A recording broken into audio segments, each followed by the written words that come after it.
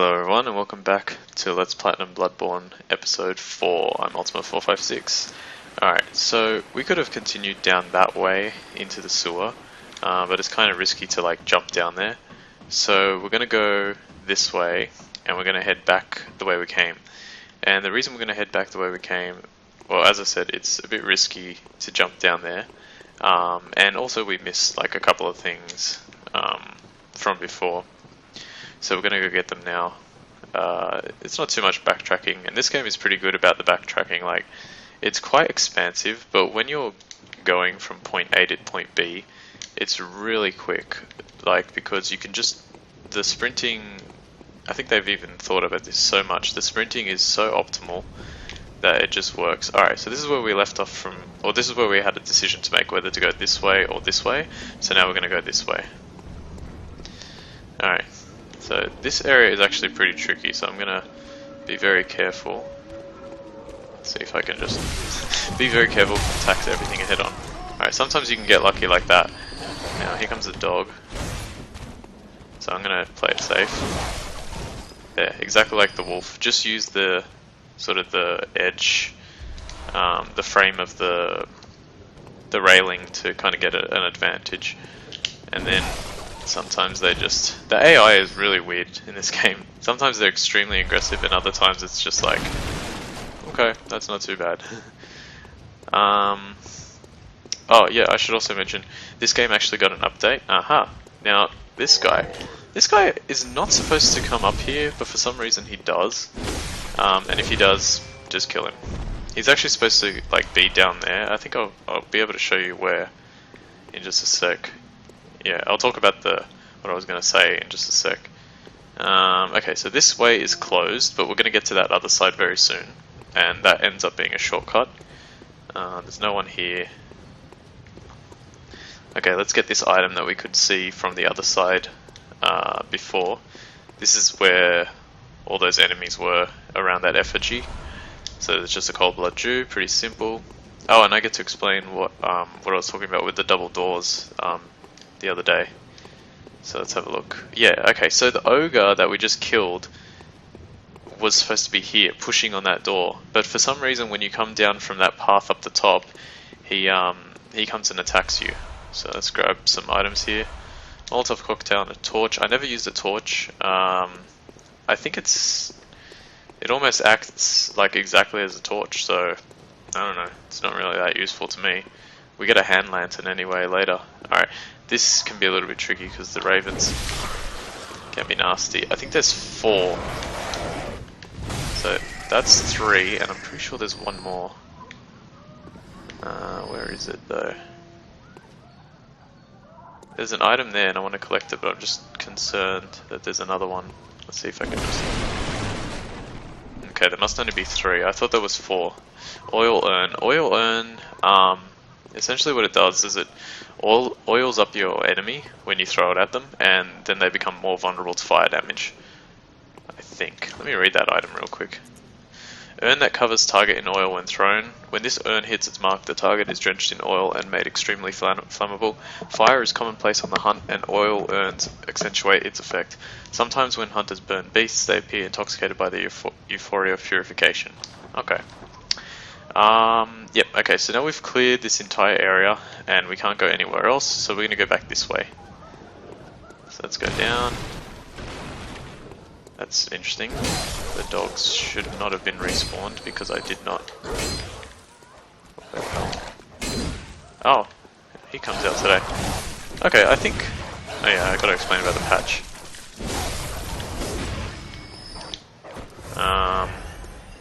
Okay, so the dogs apparently come out from different cages. I don't know why they respawned. Oh, they respawned because I went this way to reach the cleric beast, and then I used the hunter's dream checkpoint, and then I never came back here. That's why they respawned. Okay, that makes sense. Alright, we're gonna head this way, and I should have done this before, but I made a mistake. Well, I thought that we'd collect it at a different time, but we'll just collect it now. It's pretty simple. It was just a small dead-end item that I should have got, so when I went here, I should have gone up here to collect this item. I think it's just a bloodshot or something from memory. No, it's cold blood dew. Okay. So there was a patch between the last episode and this episode, and it basically it wasn't too massive. Apparently they fixed like they made little tweaks here and there with weapons and all that kind of stuff. And the major thing is that now instead of being able to store 100, no, what is it? 99 of a particular item, of like blood vials and quicksilver bullets, you can now store up to 600. So that's the biggest thing, and that's really good actually, because you can sort of now almost farm the blood vials and the quicksilver bullets in order to get more blood echoes. Alright, we're going to start here. Every time you enter this area, a slim will approach from down here. I'm going to use my same tactic, jumping R2 into R1 attack. And then we'll collect the blood vials. And now we're going to go up here. We're going to explore this area first. Break through this area, or break through the barrels there, and drop onto this little ledge here. Alright, now we're going to search the upper rafters of this area. Alright, oh god, I hate this bit. Okay, so these guys have an item, but you can only collect it when they drop. So if you just swing there, just make sure to position yourself correctly, and make sure that your swing won't push you over the edge when you're actually swinging for the chain. So, like, you know, keep your distance. Even if you miss, then you know that you have to just get a little bit closer. Yeah. Alright, let me just check around here. I don't think there's anything else up here. Whoa! Who shot at me? Must be the gunner bob from downstairs. Yeah, there's a gunner bob down there. Alright, let's go meet quite an important NPC. Non-player character, for those of you who don't know. It just means that it's a character created by the game developers in order for you to interact with. And they help you out on your quests and stuff like that. Alright, let's talk to her. This is, she doesn't say her name, but this is Eileen the Crow. So let's find out what she has to say. Oh, a hunter, are you? And an outsider? What a mess you've been caught up in. And tonight of all nights. Here, to welcome the new hunter. Prepare yourself for the worst. There are no humans left. They're all flesh-hungry beasts now. Still lingering about. What's wrong? A hunter unnerved by a few beasts. No matter. Without fear in our hearts, we're little different from the beasts themselves. What are you still doing here? Enough trembling in your boots. A hunter must hunt. What are you, a hunter? Okay, so Eileen the Crow, she gives us a few items here. Or she gives us a few things. The first one, and it's quite important, Bold Hunter's Mark. Awaken anew without losing blood echoes. Dangling upside down rune etched in the mind of a hunter. The image upon this parchment allows one to envision the rune with clarity, allows a hunter to awaken again without losing blood echoes, a trick that seems nearly too good to be true. Alright, so this item is, I never really used it that heavily when I played the game for the first time, but it is very useful. Essentially what it allows you to do is it allows you to go back to the last checkpoint that you used without losing any blood echoes. I don't think it takes you straight back to the Hunter's Dream, but it allows you to go back to the last checkpoint you used without losing any blood echoes, which is really, really useful. And depending on how the game turns out, I might have to use that. The other thing that she gave us was another gesture. So we've got like the, 7 gestures here. If we press triangle, we can go down to the one she gave us, which is Shake Off Cape. And yeah, just a cool little gesture. Alright, now the only way to get down is to jump down from here. Is there any position? I'm actually going to utilize that position there to attack this Slim, because that Slim has the... and I can't. Alright, so I guess I'm going to try and do it like this. That Slim has that pike. Oh god, I hope I don't die. And he's much tougher. Nope, I missed. That was close though. Let's use a charge attack on him. There we go. And take him out with a jumping attack. Alright, as long as you can kind of like work out their timing, it's not too difficult. I'm gonna quickly swig a blood vial. You always want to try and remain at full or close to full health, because especially early in the game when you don't have much health, because attacks that you think they won't do that much damage, they end up doing a ton. Okay, what's next? There's another slim here. I'm going to utilize. Let's see, I think he's seen me, but okay. Just get in an attack. Get in another one. This is where like not using targeting comes in handy. There we go, he's dead. And because of that little rally at the end, I only lost a tiny bit of HP. Okay, what's over here? Nothing. Let's get this gunner bob. To get rid of gunner bobs, you just have to basically sidestep their shots. That can be a lot harder than it actually looks, because sometimes their attacks are just hard to judge when they're going to fire. But for the most part, you should be able to dodge them. The sidestep in this game is just awesome. Alright, Cold Blood Jew number 1. Oh, another, not number 1, like level 1 strength, I guess you could call it. Okay, let's go down. Oh, which way should I go first? I think jumping down is riskier, so I'm going to take this less riskier path. Remember that I want to try and survive as much as possible. I don't want to die. Just more. It's funny, like my skill in this game will essentially judge how much I have to edit, and it'll make it a lot harder if I have to edit more. Okay, so there's a slim that we got the attention of because of the gunner bob. That one almost got me, but it's okay. Let's use the frame again. This one's much harder to use because... Come in here. No. Come in here. Yep. There we go. Alright, now we've got this slim. He's gonna do 3 attacks. There we go. Alright, he's dead. Now we're gonna get that gunner bob. For the gunner bob here, we're just gonna rush him. Wow, he got pretty lucky to fire at me.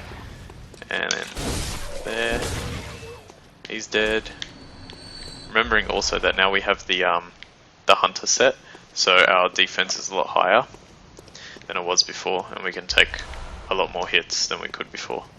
Another Cold Blood Jew. Don't think there's anything too dangerous down there. I'm just going to explore this area. I know there's a raven that's very sneakily hidden.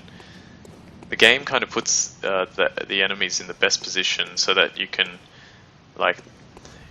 rush. So this one, even though he's kind of like in the daylight, he's kind of camouflaged. At least when I played the game, I thought he was camouflaged. These two. Whoa. Ah, that one is sneaky. That one will just like pop out of those pop out from behind those barrels. Okay, and now over there is where we started the episode. So we've actually made it all the way here. And as I said, we could have jumped down like on those pylon or those beams that are sticking out on the sides, but it's much safer to get down this way because of the ladder. Okay, so we almost cleared this. I want to clear this top area out because we need to go into the sewer, and I don't want to miss any items. There's another oil urn. I think, is there another enemy back here?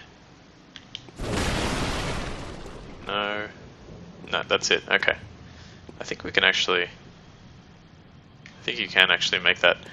Now I want to collect this, but I don't remember how to get up. I'm sure there's a way to get up, but I won't risk it just yet. Okay. So now what we're going to do is we're going to head all the way back. Oh, yeah, that's the way to go. Okay, so yeah, let's do it. Yep, okay, so that's the only one. So let's jump down here. Just careful. There we go. Another bloodstone shard for our efforts. Oh, I was like, what are those down there? They're the dead ravens from before. I don't think that there are any enemies in this part of the sewers, but let's have a look anyway. I want to make sure. I'm going to use this ladder in just a sec. There are some enemies there, but that's okay. And... yep. Okay, nothing here. Okay, so now let's head up this ladder and go back into the area that we started in, or the large building, straight ahead. This won't take too long, it's just to collect a few items. One of which is actually a weapon, and we're going to start with that one. I think it's on this side. So as you can see, one of the bodies that let me knock out this rat first. One of the bodies that I knocked down ended up on this side, the one right in front of me, and one of the bodies that I knocked down ended up on the other side, the one over there to my left. They're now like guarded by all these rats, but like before with the rats, you just use the sweeping attack L2 to make sure that you can take them out. Saw spear. This is it's not one of the I don't think that there are anything here.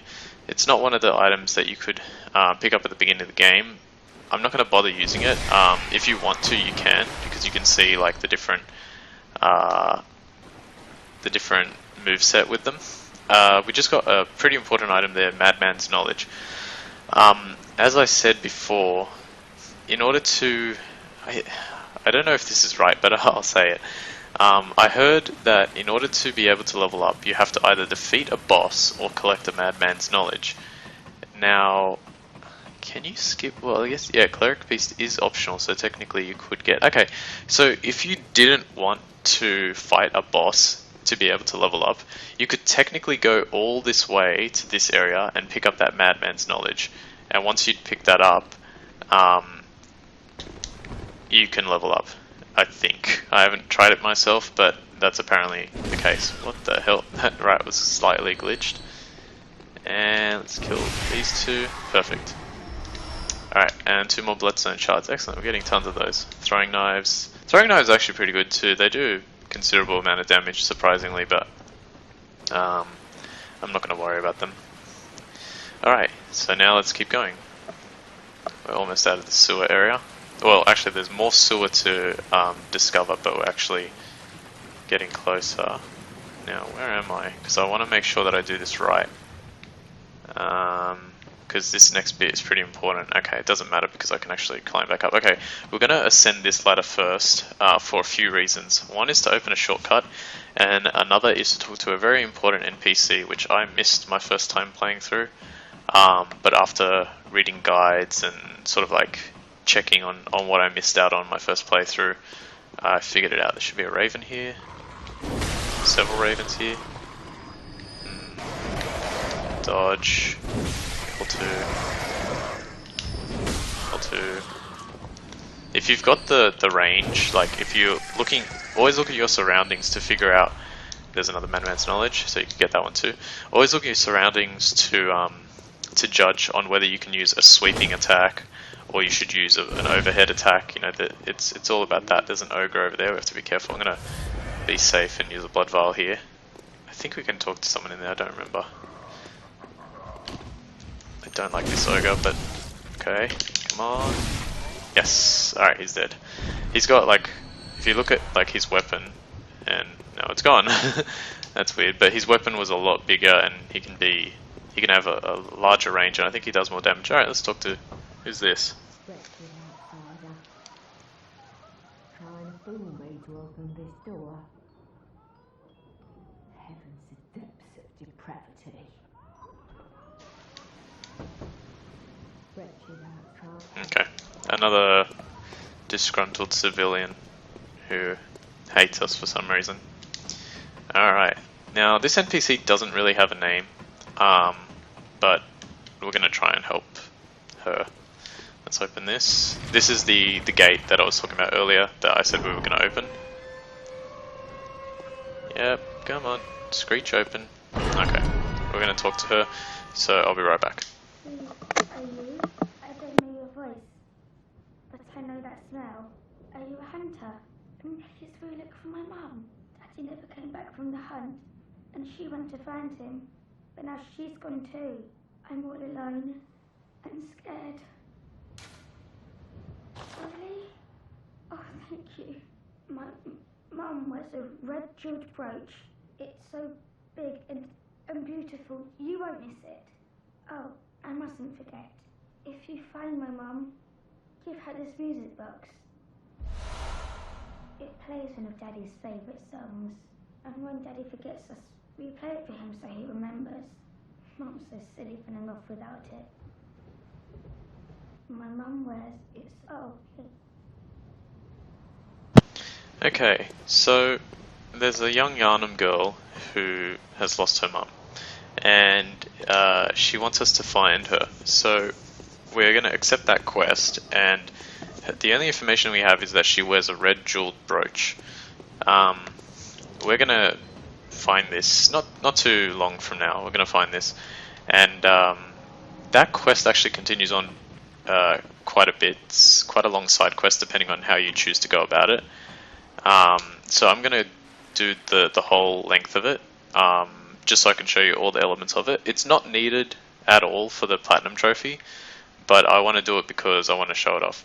Okay, on the floor here there are a whole bunch of water witches, or at least that's what I call them, water witches. I know, as I said before, I'm great with names. To take them all out, just use sweeping attacks really carefully. So walk forward, sweep, sweep, smash. Okay, just because they're pretty slow, and I mean they do use that like poison attack, I think it is, but you can avoid it quite simply. Come on, sweep, sweep, perfect. Alright, let's just make sure that we killed all of them. I think there's one here. Cool. And there's another one here. I believe this is the last one. There we go. What did they drop? They give us blood vials, more blood vials, and quicksilver bullets. Oh no, that one was on the that was a random NPC that was on the ground. Oh, if you've played the previous games, Dark Souls and Demon Souls, you'll know about Illusory Walls, especially in Dark Souls 1 and 2. So Illusory Walls are essentially walls that look like they have something behind them, and there are two ways to go about doing stuff with those walls. One, in the original Dark Souls, you would attack the wall and it would disappear, and you'd find a secret passage. In number 2, you have to press, and this angered a lot of players, but you have to press X to open the illusory wall. I know it angered me because there were so many walls in the game that I just tried smashing with my weapon and nothing would happen, and I'm just like, why is nothing happening? I'm sure there's illusory walls. I think I was like looking up the information, but no one told me that I had to press X. I remember reading a comment, someone said, if there are illusory walls and I have to press X, or X, or in this case it was on the Xbox as well, one of them was on the Xbox I think, if I have to press X or A to open a door, I'm gonna kill someone. And I thought that was really funny because it made complete sense. I was just like, why would you change it? It was fun to like attack the walls and open them in the original way that we could, and then you changed it just to like frustrate us. No one said anything, so it was really weird. Okay, so now we're heading down this way, further into the sewer, but we're gonna come out of the sewer really soon. Okay, so this area here, through that tunnel, it's hard to make out, but there is a really large boar in there, and I don't want to get attacked, so I'm going to shoot these two ravens off the top, so that I don't attract the boar. I'm going to wait for them to come closer. I'm going to try and get a little bit closer just to get their attention. Yep, here we go. And the second one. That one went much longer, luckily my attack connected. Alright, now the boar is going to rush at me, so I'm going to have to try and climb that ladder real quick. I think he's going to rush at me. Alright, he didn't rush at me. Good. That boar is really annoying. We are going to kill him, but not just yet. Nearly. Alright, I think I'm actually going to stop here. We're almost up to the second boss, but I'm not going to fight him now. I'm going to fight him in the next episode, and considering that I'm at about 24 minutes, I'm just going to stop here and I'll continue in the next episode. So thanks for watching. This is Ultima456, episode 4 of Let's Platinum Bloodborne. Yep, and I'll see you next time.